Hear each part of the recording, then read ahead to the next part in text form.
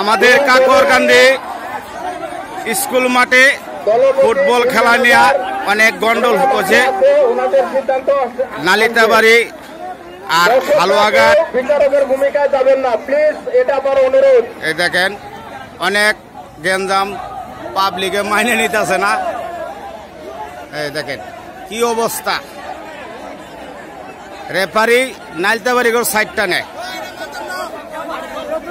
এই দেখেন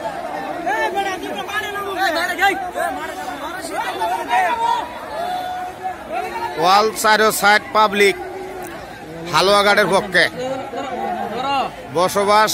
নালিতাবাড়ি হলে কেউ ন্যায় যেটা ওরা সবাই বলে। আমার কথা লোক অপরাধ করব না, অপরাধ প্রশ্রয় দিব না। এই দেখেন